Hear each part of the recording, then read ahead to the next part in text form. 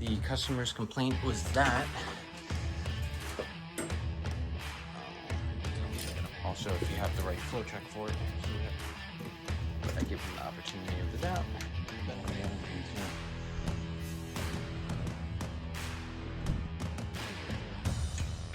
And that shut back off. I just hope there's leftover hot dogs.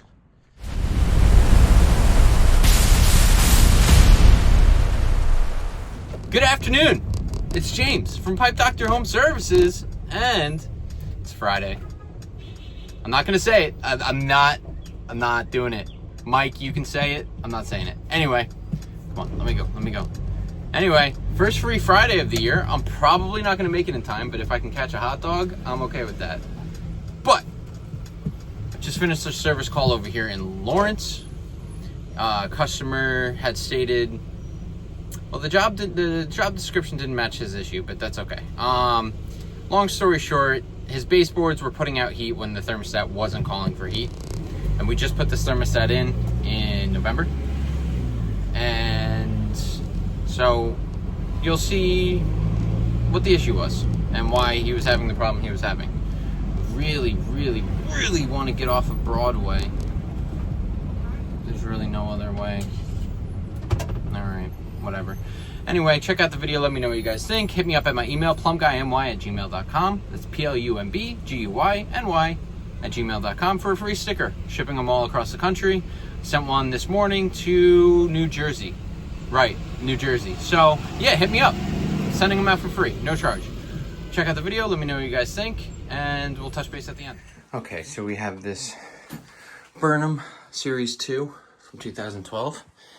The customer's complaint was that his baseboards upstairs have been hot and the thermostat has not been calling for heat. He's had the thermostat in the off position and you could feel the heat coming off of the baseboards.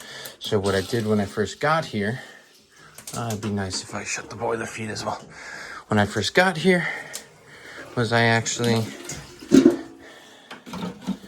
beautiful, was I ran hot water to get a call for heat on the indirect water heater. And what I found was, because these are pumping into the boiler, not away, and when the circulator for the boiler, or for the indirect water heater was running, the return for the heating zone on the, for the whole house was getting hot. It was getting up to like 110 degrees. And then it went all the way up across the ceiling, even all the way up to here is hot. So the flow check, or the check valve inside of this circulator, has failed. So our best option is we're just gonna swap out the circ. So isolated the supply side, which is great. Isolated our returns, isolated our boiler feed. So now what we're gonna do is get power removed. I already have the switch shut. I checked for power. We're gonna get this removed, get the new circulator in, get the water heater running again and calling for heat, and testing this with our probe to see if it gets hot. So let me get the power off. These are the Wera Joker wrenches. They're very nice when they fit. Oh, you tell me I gotta hold back. I was just spinning and I wasn't. Now, obviously, a situation like this is not noticeable in the wintertime because you have your system calling for heat on a regular basis. So you're not really paying attention to when the thermostat is actually calling for heat versus when, oh, come on. Oh, here you are. Versus when the baseboards are actually hot. So now that today is May 1st and it's getting warm outside, it's more noticeable when you have heat coming off of your radiators or your baseboards. Nice, there we go. I love whoever put this system in because they put isolation valves in good places. Let's see. I'm doing this one-handed because I left my GoPro in the truck and I'm not about to walk all the way to get it. The customer has a long driveway. Plus it's Friday. Free Fridays going on right now at the shop. good. Shouldn't need to drain anymore. Now the question is, are you going to give me a problem? All right, let me set you guys down for a second. See, the flow check inside of here is all gunky, and I found that it was stuck in the down position. So yeah, we could just swap out a flow check, but it doesn't make sense when you're pulling a circulator. You don't know how old it is, how damaged it could be, and also if you have the right flow check for it. So we have the Takeo, the 0015E. And here's our flow check. And here's our circulator that has the multi 4-way flanges on it. So we are going to be, where are you? Pumping down. So we do have to rotate the head 180. So that this way the head is sitting upright. So I'm going to do that real quick. There's just these 4 Allens, and we'll get the check valve, the flow check put in. Get my Allen keys. Let's see, is it standard or metric? I'll let you guys know. So, talking with a screw in my mouth. It is standard, and it is 1/8 of an inch Allen wrench. I have these nice ballpoint Allen wrenches that fit in there pretty perfectly. If I can get it locked on. Come on, where are I? So yeah, so we will get the flow check pushed into there. Luckily, we shouldn't need to do any type of purging on the system, since we have everything isolated, and there's an air scoop right before our isolation valve.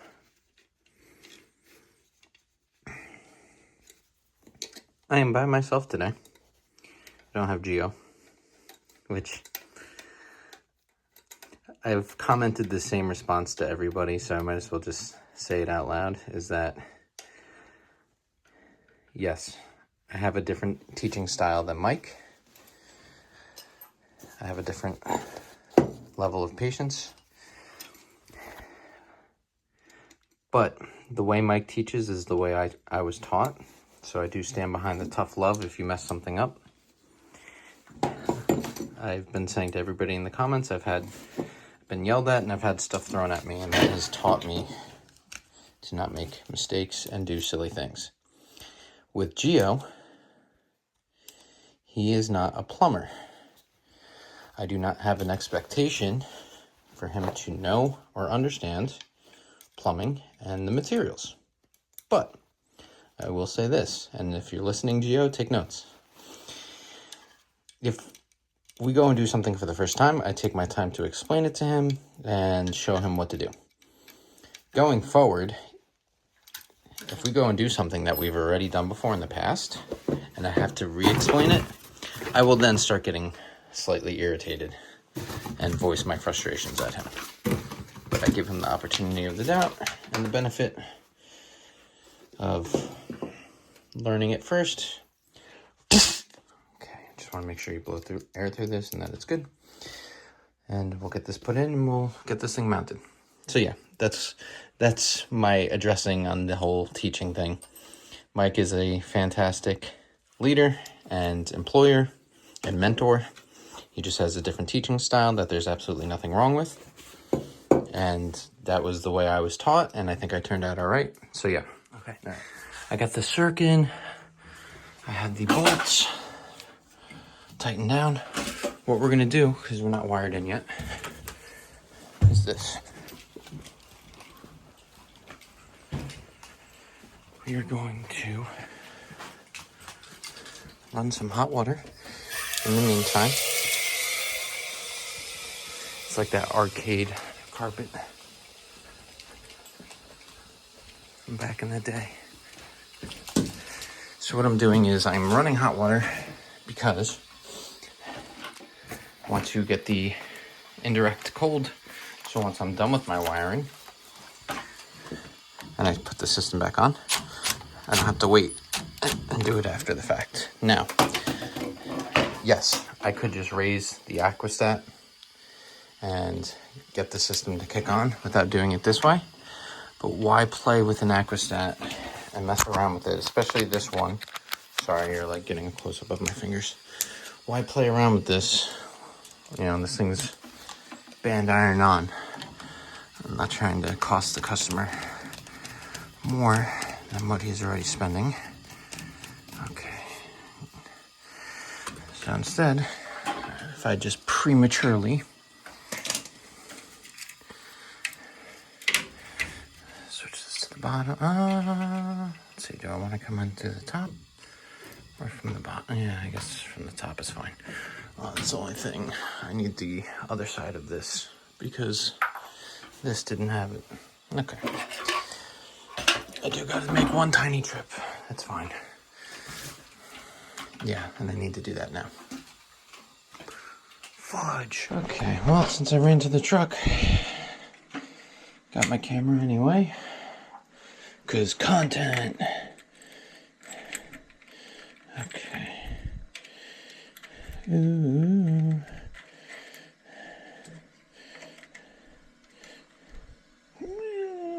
Okay. Nice. Oh, get behind. Okay. Okay. That's nice.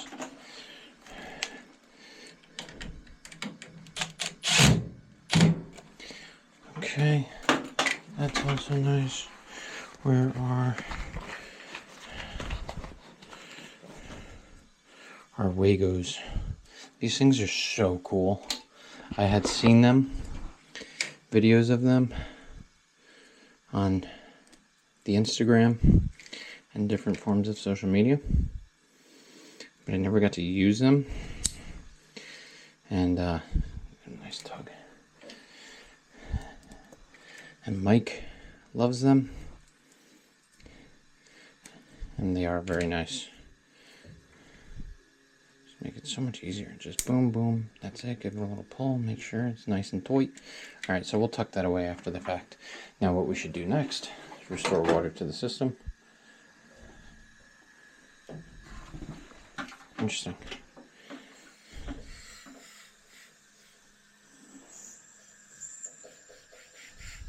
Didn't automatically kick on its own.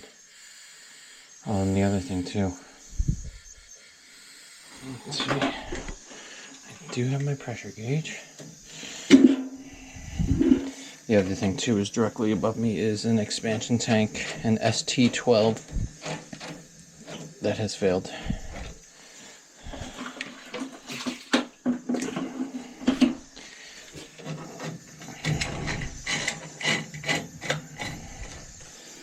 So I will notate that. Yeah, there ain't jack squat in here. This thing wasn't opening up. These get all gunky though, because they never really have much water flowing past them. And this gauge is not truthful and honest, because it's reading almost 25 pounds here. But you can see on my gauge, which I trust way more, we're about 10. Which should be okay. What we'll do is open up our supply, equalize that pressure, open up this here, and open up this here. So right now, where are you? Here you are. Right now, do it not upside down. This pipe is, give or take, you guys might not be able to read this that well, depending on how it comes up on the camera. All right, 86.7 degrees. So what we're gonna do now is flip the system on and then see if that goes up or down at all. So we just flip the switch. The boiler is going to start going through its cycle of operations. The circulator just kicked on. Vent damper is opening. This was 86.7 degrees.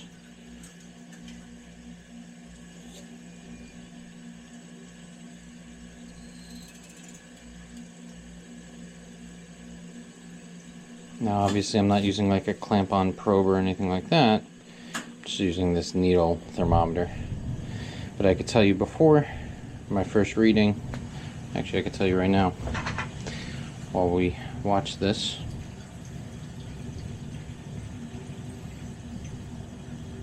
It's reading 102.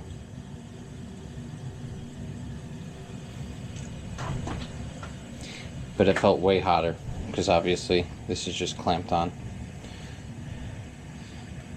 This return is getting very hot already. And this was getting almost instantly hot here. And it's not. Alright. We'll go shut that faucet tap off so that this way we're not wasting any more water. And I think we got the problem solved. If he's sitting on the floor, that would have sucked. So as we're letting the system run right now, we keep checking and it's staying nice and cold. Well, not cold, but it's like lukewarm just because of the ambient water from before. But you could see this is crazy hot. Yeah. And this is staying within the 90-degree range. Yep, 90 degrees. So we're no longer backfeeding through the heating zone. The final test will be afterwards putting on the circulator and making sure that it's operating functionally so that the upcoming heating season, 6 months from now, we'll know that it's working. I'm going to insert a little clip of a triangle tube boiler that I was at earlier today. I can't make a video out of it because there's really not much, but you should see the fireball that shot out of this thing. So I'll put this clip in right here. Let me know what you guys think. Do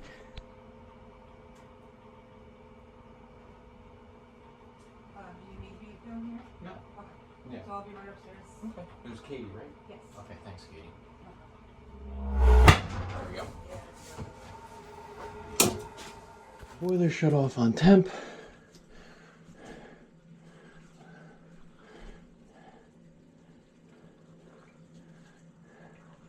The boiler shut off on temperature, and this is still nice and cold. So what we're going to do is shut the system back off real quick so that we can put this cover plate back on here. Tuck these Wagos in. Hey, Wago. Oh, I don't want to burn myself on the supply. Come on, get in there. Okay.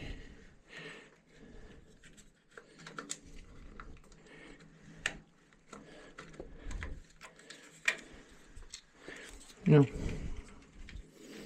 I'd love if you just cooperated and behaved.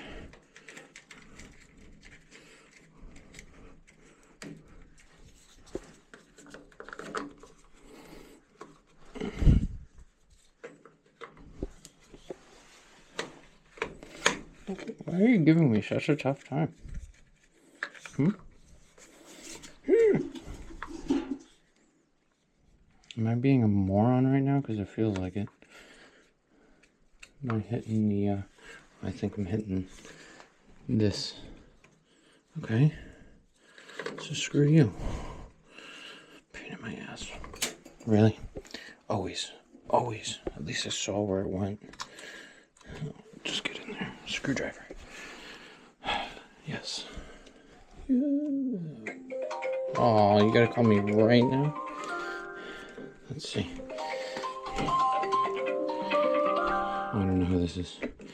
316. Is it anybody I called today? No. Okay. Alright, now, system back on. And let's go and turn the thermostat on. Come on. Come on. Let's go all the way to 80. You can see it's already 73 degrees in here because it's like almost 60 something degrees outside, which is very nice.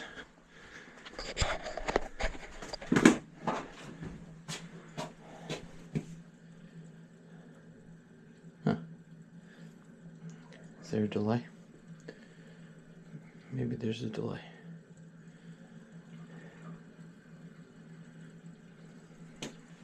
Come on. So that's what it is. The domestic water takes priority over space heating. So all I did was I went against what I said, and I took the cover off this Aquastat just so I could lower it, because I'm not trying to be here all day. Once I lowered it, the circulator for the indirect water heater shut off, and then our circulator for our heating zone kicked on, and we can hear some air sputtering out from our air vent on top of our Takeo air scoop. So we know that this is working properly. Nice. And we put everything back the way it was, and I would call this a mission success. And that shut back off because I raised this back up to temperature. Okay, so now let's see how they did this here. I was like, yeah, the tank should be satisfied soon, and then I waited like 2 minutes and was like, all right, screw this. Let me just take this off and lower this. Okay, beautiful. So that's good, that's good. I'm gonna go shut the thermostat off upstairs. And job complete to the truck before, because you could see it's a hike. Not a hike. Walking's good for you. Yeah, I'm just putting my tools away. My invoice is written up. We have valve tags on everything. Shut the heating zone off. Just gonna let him know that I ran the heating zone, because if he goes to feel the baseboards right now, he's gonna be like, they're hot. But job done, and we will see if I made it in time for Free Friday. I don't think so. I think Mike said he was doing like 12 to 1:30, but there'll be others. There will be others. I just hope there's leftover hot dogs. It's like the perfect weather for a hot dog right now. All right, I will talk to you guys in the truck after this. Yeah, so let me know what you guys think. Pretty straightforward service call, nothing overly crazy. It's something that could have been going on since the very beginning of the heating season in November, December, and you just don't notice that it's an issue until you turn your heat off, and now your baseboards are still putting out heat. So pretty straightforward. Comment down below if you've seen that before, or if you had an issue like that before. I'm gonna turn up here. I'm trying to go see the boys if they're still there. For all I know, I could pull up and the lights are off, everyone's gone and went home already, and I'm a sad plumber with no hot dog.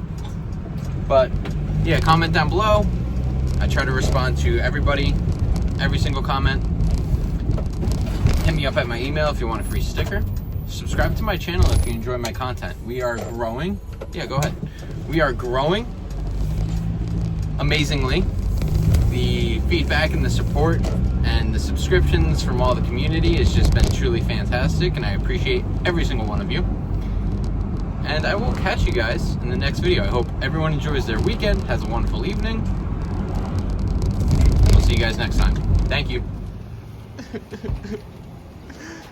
Oh, I missed it.